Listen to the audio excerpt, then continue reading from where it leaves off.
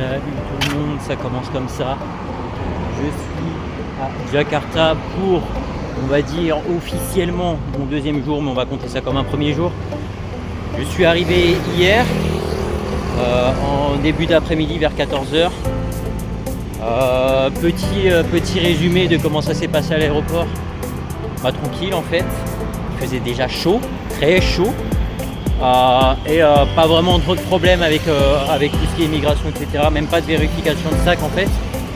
Genre ils font pas une vraie vérification en fait. C'est un peu, je sais pas si vous voyez un peu le mème du mec dans le stade là qui est censé fouiller. Et en fait à la place de toucher le corps, il est comme ça. Un peu en magnétique et ils prennent des machines. J'ai pas l'impression que genre ça marche beaucoup. Genre ça fait pas trop de bits. Bref. Donc j'ai pris le bus et tout ça pour aller dans mon hôtel. Donc j'ai pris un bus qui était franchement pas mal, hein, on va pas se mentir. Genre, j'ai l'impression que c'était un peu bus de luxe. Et après j'ai pris les petits bus, les petits vans. Je sais pas si je vais mettre genre une photo, un truc ici, genre parce qu'il y a de la place à côté de moi. Mais je sais pas comment faire. Genre c'est assez sympa avec la batterie genre derrière. Genre à côté des gens et du coup les sièges on les connaît un peu comme aux Philippines, donc ça c'était plutôt sympatoche et donc ça m'a déposé plus ou moins devant mon hôtel parce que les mecs ils avaient un peu de mal et ne connaissant pas forcément les tarifs, j'ai filé 7000 roupies.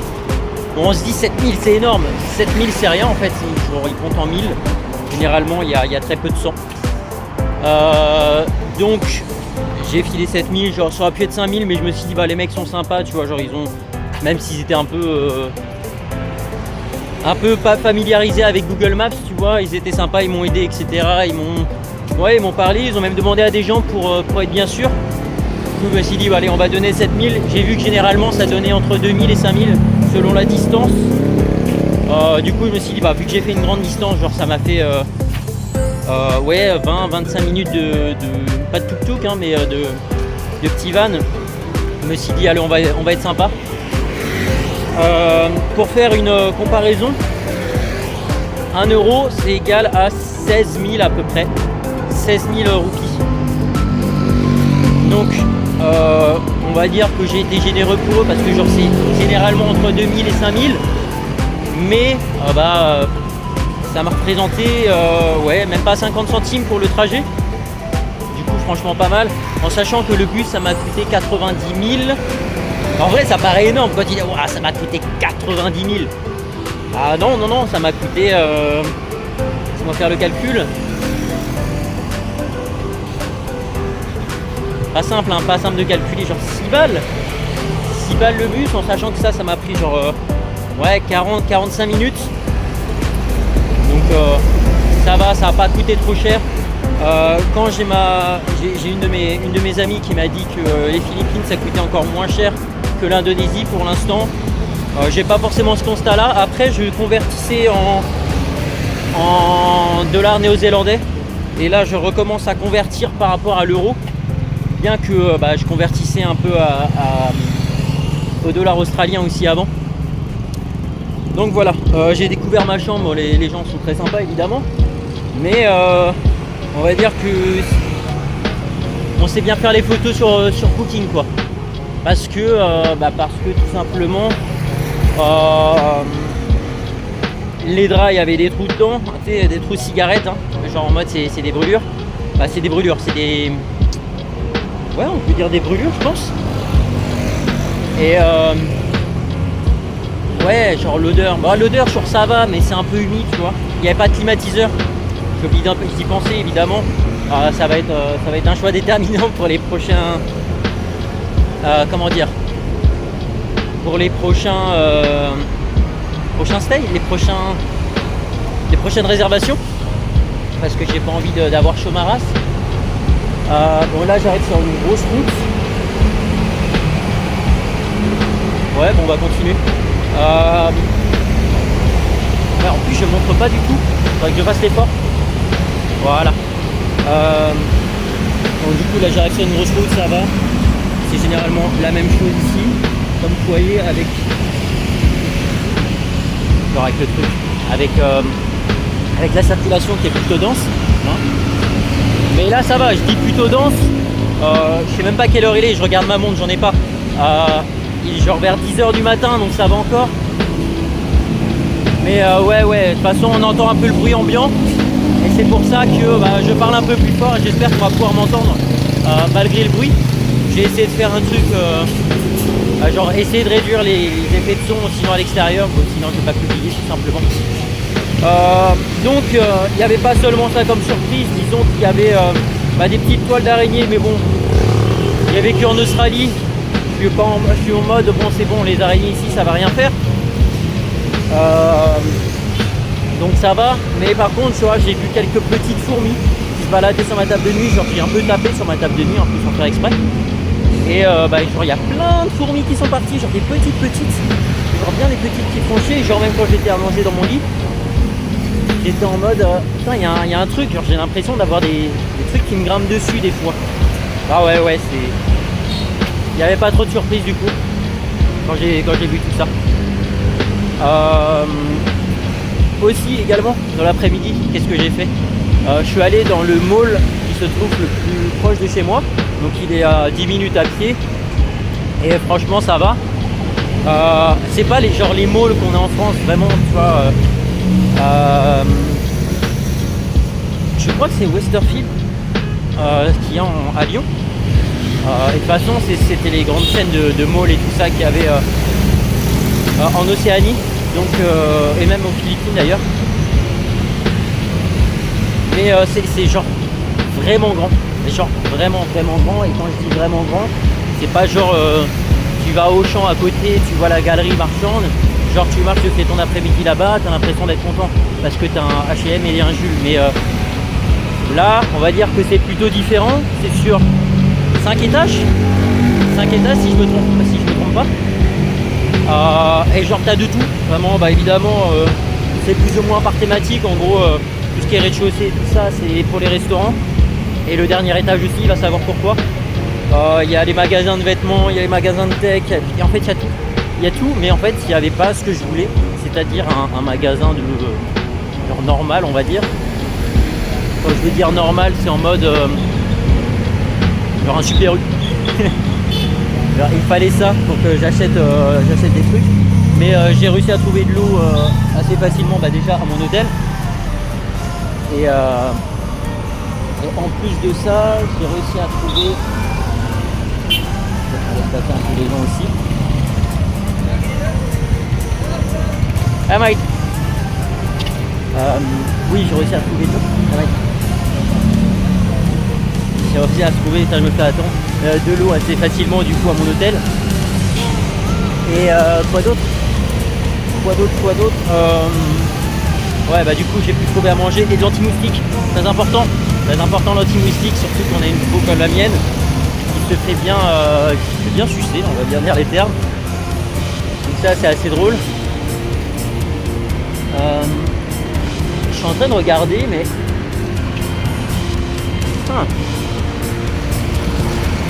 en fait, si je continue comme ça là, en fait, je crois que ça va être l'autoroute. Donc en fait on va faire demi-tour et on va passer par l'escalier, parce que là je marche un peu aléatoirement. Je voulais aller dans un parc, mais en fait juste à côté, je sais pas si on peut le voir, mais en fait c'est un cimetière. Voilà, on regarde juste sur Google Maps où est-ce qu'il y a de l'herbe, évidemment ça tombe sur un cimetière, c'est pas super drôle. Du coup ce qui me manquait hier, tout simplement coupe de vache.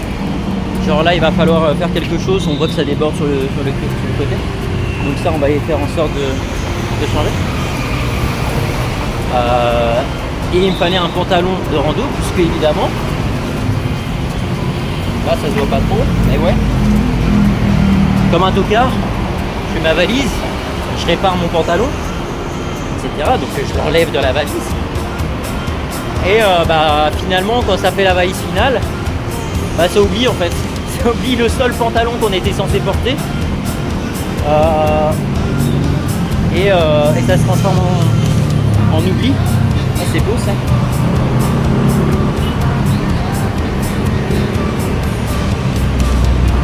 Et ce qui me manquait également, c'était... je sais plus ce qui me manquait d'ailleurs.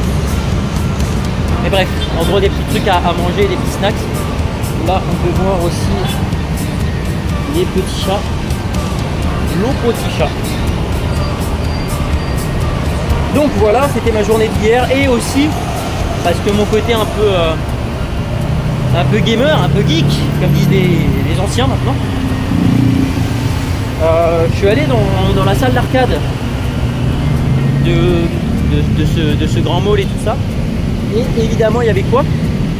Moi je préférais sur arcade Tekken Tag Team. J'ai parlé un peu à des Indonésiens parce qu'ils parlaient très bien anglais. J'ai de la chance. Et donc j'ai pu jouer avec eux et malheureusement j'ai perdu une ou deux fois, je ne sais plus. Non pas parce qu'ils étaient forts, mais tout simplement parce que le joystick était bien bugué. Je ne pouvais pas. Je pouvais tout simplement pas bouger mon personnage. J'ai quand même réussi à prendre quelques rounds. Bon bref, on s'explique. Les rageux diront que le joystick était truqué. Je viens de mentir. Mais demandez-leur, ils ont les preuves. Bref, mis à part ça, donc j'ai dormi à l'hôtel, très très chaud. Et évidemment, ça a pris la douche. On fait en sorte de ne pas se mettre d'eau dans sa bouche du tout parce que c'est pas possible d'en boire, hein, parce que sinon ça va partir en mode toilette pendant tout le séjour. Donc on fait en sorte d'éviter tous les contacts avec les eaux usées, ou les eaux pas usées, mais les eaux qui ne servent pas à la consommation personnelle. Je veux dire de boire. Putain, j'ai trop de mal. Et voilà, même pour le brossage de dents, hein, on évite de mettre de l'eau dans sa bouche, on prend de l'eau potable, comme ça on évite tout risque. Même si, mais du coup en Philippines, j'ai appris entre guillemets à mettre l'eau dans sa bouche et vraiment à tout rincer et prendre de l'eau potable pour tout re-rincer. C'est risqué, mais là ça va. Je sens vraiment aussi par rapport au climat, ça n'a aucun sens, hein. Je sens par rapport au climat aussi que je me déshydrate, là je transpire déjà, et je ne bois pas assez, donc ça va être quelque chose à régler après ma parlotte, et comme ça on voit. Donc maintenant pour aujourd'hui, je me suis préparé à l'hôtel normal, et j'ai pris directement le bus. Donc en gros j'ai marché un petit quart d'heure, et j'ai pris le bus direction Renuta Saïd.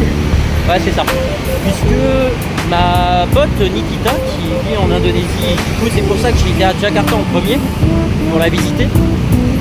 En gros elle travaille là-bas dans un hôtel genre très carré, genre elle est high level on va dire, et donc on va la visiter ce soir, et elle va nous faire la visite de Jakarta demain et après-demain avant de partir, et après on va voir où est-ce qu'on va. Donc là aujourd'hui c'est visite un peu improvisée, on voit dans ce qu'on va écrire le journal puisque on a vraiment des jours de retard, et on va voir ce que ça va donner. On va voir ce que ça va donner avec le journal, parce que genre j'ai 7 jours de retard, et je vais faire en sorte de tout rattraper et ensuite pouvoir visiter encore un peu plus, puisque là je suis seulement dans le quartier un peu UP. Bon là ça se voit pas, hein, vraiment t'es pas à quartier UP, t'es pas à la Défense quoi, mais je suis quartier UP, genre très bonne route, pas vraiment de maison en tôle, et ouais des magasins très proches etc. Par exemple voici le genre de résidence ici, c'est pas du tout l'Indonésie, c'est pas du tout Jakarta, c'est souvent genre de la tôle, donc on va voir ce que ça va donner aujourd'hui. On va s'occuper comme on peut. Ah ça ressemble plus à Jakarta. Je sais pas si on a pu voir exactement, mais c'est un peu le sou. On va dire ça comme ça. Et voilà, donc on va faire juste ça pour aujourd'hui. On va faire un peu de montage après. Et on va voir, puisque aussi je vais faire en sorte de publier sur Instagram et sur YouTube en même temps, puisque ça m'a été demandé. Et évidemment, parce que sinon c'est pas drôle, de faire en français et en anglais, ça va prendre du temps, mais je pense que ça peut être sympa en fait. Je me dis que c'est possiblement que 6 mois de voyage, peut-être un peu plus, peut-être un peu moins, mais on va faire en sorte de garder des souvenirs et ça va être sympa. Voilà, à plus. Yo yo yo, sur la fin d'après-midi, et en fait j'avais envie de montrer ça là, si on peut le voir correctement. En fait c'est toutes les personnes qui reviennent d'Islande, donc du coup qui sont là-bas, qui vont être de retour chez eux, et là du coup vers le sud de Jakarta, où c'est bien plus facile d'y habiter, puisque dans le centre de Jakarta ça coûte une blinde. En fait, plus on se rapproche du centre, et c'est un peu comme dans toutes les grosses villes, même dans toutes les villes, plus ça va très cher. Je vais rencontrer mon ami tout à l'heure pour lui demander genre les possibles différences de prix qu'il pourrait y avoir, mais même au niveau des hôtels, c'était rien à voir en fait. Bon, la qualité est différente, et j'ai envie de dire la sûreté est différente aussi, parce que bon, j'estime que je suis pas trop mal en termes de sûreté au niveau de l'endroit où je suis. En tout cas, ça reste à voir. Mais vraiment dans le centre il y en a un peu plus, mais bon, tranquille. Regardez, moi ça va, je suis plutôt tranquille. Je vais prendre une autre route là. Voilà, évidemment il fait pas bon d'être piéton ici, hein. C'est mieux d'avoir un scoot. Donc là voilà, je sais pas si on peut le voir, juste derrière moi il y a la route. Ça c'est un petit chien tranquille, il est pas sauvage, hein. Genre c'est même pas un chien de rue non plus. Genre par contre un truc qui m'étonne beaucoup, bon du coup dans cette rue ça me donne tort, mais en fait c'est qu'il y a énormément de chats sauvages. En fait ouais, c'est un truc qui m'a même étonné d'avoir autant de chats. Je pensais que c'était assez peu commun en Indonésie, même en Asie. Je pensais que c'était majoritairement les chiens, mais ici ça me donne tort. Bref, je rentre bientôt. Je fais la fin de la vidéo maintenant.